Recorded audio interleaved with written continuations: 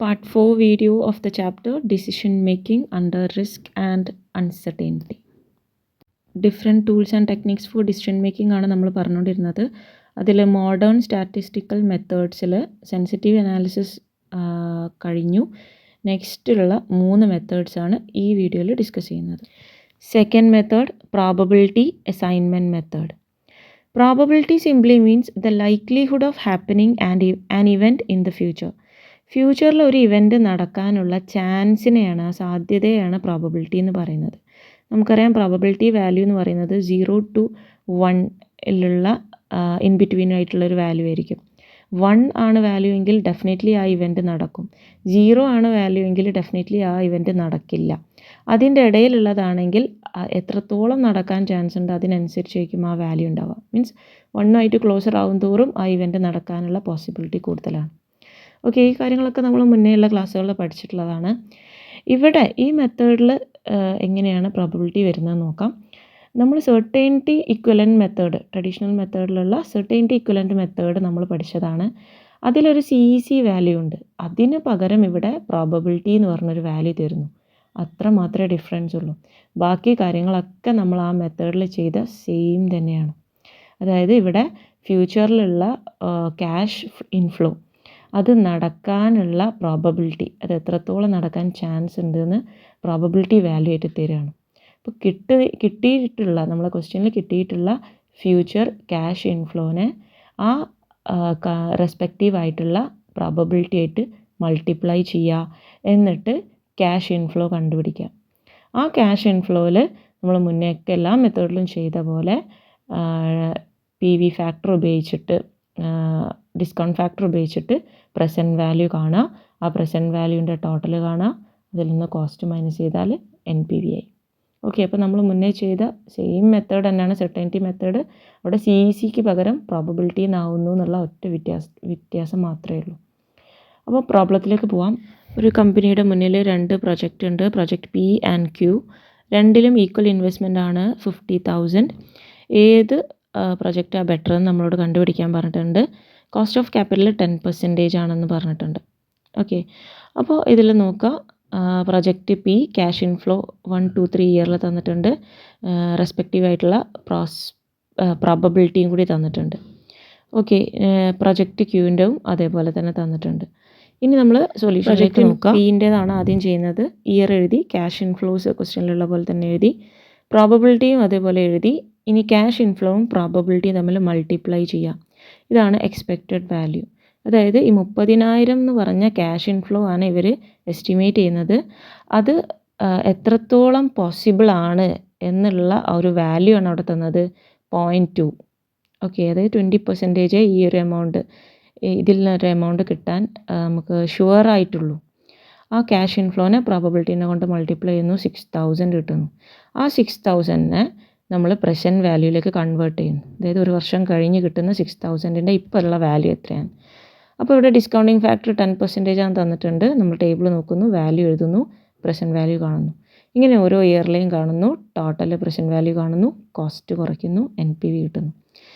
Same project Qയിലും repeat ചെയ്യുന്നു. രണ്ടിൻ്റെയും NPV compare ചെയ്യുന്നു. 8,027 ആണ് project Q, means it is the higher NPV and അതാണ് സെലക്ട് ചെയ്യേണ്ടത്. ഹയർ NPV ഉള്ളതാണ് സെലക്ട് ചെയ്യുക. അപ്പോൾ ഇത്രയേ ഉള്ളൂ പ്രോബബിലിറ്റി അസൈൻമെൻറ്റ് മെത്തേഡ്. കഴിഞ്ഞ ഒരു പ്രീവിയസ് ക്വസ്റ്റ്യനിൽ സെക്ഷൻ Cയിൽ ഒരു ക്വസ്റ്റ്യൻ തന്നിട്ട്, ഇതുപോലൊരു ക്വസ്റ്റ്യൻ തന്നിട്ട് അത് പ്രോബബിലിറ്റി മെത്തേഡ് പ്രകാരവും തൊട്ടടുത്ത് നമ്മൾ പഠിക്കാനിരിക്കുന്ന സ്റ്റാൻഡേർഡ് ഡീവിയേഷൻ മെത്തേഡ് പ്രകാരവുമുള്ള ആൻസർ കണ്ടെത്താൻ പറഞ്ഞിട്ടുണ്ട്. വളരെ സിമ്പിളാണ്, നോക്കി മനസ്സിലാക്കാം. Next method is standard deviation method. In order to determine a precise value of risk involved in capital budgeting, we use measures of dispersion techniques. Measures of dispersion എന്ന് പറഞ്ഞാൽ നമ്മൾ മുന്നേയുള്ള ക്ലാസ്സുകളിലൊക്കെ പഠിച്ചിട്ടുണ്ടാവും. ഒരു സെറ്റ് ഓഫ് ഡാറ്റ അത് തമ്മിൽ എത്രത്തോളം scattered ആയിട്ട് നിൽക്കുന്നുണ്ട്, എത്രത്തോളം വാരി ചെയ്ത് നിൽക്കുന്നുണ്ട് എന്ന് അറിയാൻ വേണ്ടിയിട്ടുള്ള ടൂളാണ് മെഷേഴ്സ് ഓഫ് ഡിസ്പേർഷൻ എന്ന് പറയുന്നത്. ഇതിലുള്ള 2 മെത്തേഡ്സ് ആണ് standard deviation and coefficient of variation methods. ഇത് രണ്ടുമാണ് നമ്മൾ നോക്കാൻ പോകുന്നത്. സ്റ്റാൻഡേർഡ് ഡീവിയേഷൻ എന്ന് പറഞ്ഞാൽ it's an absolute measure of dispersion. അത് ഉപയോഗിച്ചിട്ട് എങ്ങനെയാണ് ഒരു പ്രൊജക്റ്റ് ബെറ്റർ ആണോ അല്ലയോ എന്ന് മനസ്സിലാക്കാൻ നമുക്ക് നോക്കാം. അതിൻ്റെ സ്റ്റെപ്സ് നോക്കാം. First one, find the mean or average value of the possible cash flow. അപ്പോൾ തന്നിട്ടുള്ള ക്യാഷ് ഫ്ലോയിലെ ആവറേജ് വാല്യൂ, അതായത് മീൻ കാണാം. അപ്പോൾ നമ്മൾ ഇതുവരെ ചെയ്ത മെത്തേഡ്സായിട്ട് ചെറിയ ഡിഫറൻസ് ഉണ്ട് ഇവിടെ ആവറേജ് വാല്യൂ കാണുക, അതാണ് first step. Next, calculate deviation between mean value and possible cash flow. അപ്പോൾ നമ്മുടെ ഈ കണ്ടുപിടിച്ച മീൻ വാല്യൂവിൽ നിന്ന് എത്രമാത്രം ഡീവിയേറ്റ് ചെയ്ത് കിടക്കുന്നുണ്ട് നമ്മുടെ ക്യാഷ് ഇൻഫ്ലോസ് എന്ന് കണ്ടുപിടിക്കുക. ഇതാണ് നെക്സ്റ്റ് സ്റ്റെപ്പ്. അപ്പോൾ നെക്സ്റ്റ് ഒരു കോളം വരും, ഡീവിയേഷൻ ഫ്രം മീൻ. മീനിനെ നമ്മൾ ഡി എന്നുള്ള ലെറ്റർ കൊണ്ടാണ് ഡിനോട്ട് ചെയ്യുക. നെക്സ്റ്റ്, ഇതിൻ്റെ സ്ക്വയർ കാണാം, ഈ ഡീവിയേഷൻ്റെ സ്ക്വയർ കാണാം, that is D square. Next, probability, അടുത്ത കോളം വരെ പ്രോബബിലിറ്റി ആണ്. പ്രോബബിലിറ്റി വാല്യൂ ക്വസ്റ്റ്യനിൽ തന്നിട്ടുണ്ട്, അതങ്ങനെ എടുത്തെഴുതുക. നെക്സ്റ്റ്, ഈ വെയ്റ്റഡ് സ്ക്വയർ ഡീവിയേഷൻസ് കാണാം, that is F D square. F എന്ന് പറഞ്ഞാൽ നമ്മുടെ പ്രോബബിലിറ്റി ഇൻറ്റു നേരത്തെ നമ്മൾ കോളത്തിൽ കണ്ടുപിടിച്ച സ്ക്വയേഴ്സ് ഓഫ് ഡീവിയേഷൻ, അത് രണ്ടും മൾട്ടിപ്ലൈ ചെയ്യാം. ഇതിൻ്റെ ടോട്ടൽ കാണാം, that is sigma F D square. Okay, ഇതിൻ്റെ സ്റ്റാൻഡേർഡ് ഡീവിയേഷൻ കാണാം. സ്റ്റാൻഡേർഡ് ഡീവിയേഷൻ്റെ ഫോർമുല നമുക്കറിയാം, root of sigma F D square ആണ്. ഓക്കെ, ഇതിൻ്റെ റൂട്ട് കാണുക, അതാണ് സ്റ്റാൻഡേർഡ് ഡീവിയേഷനായിട്ട് വരിക.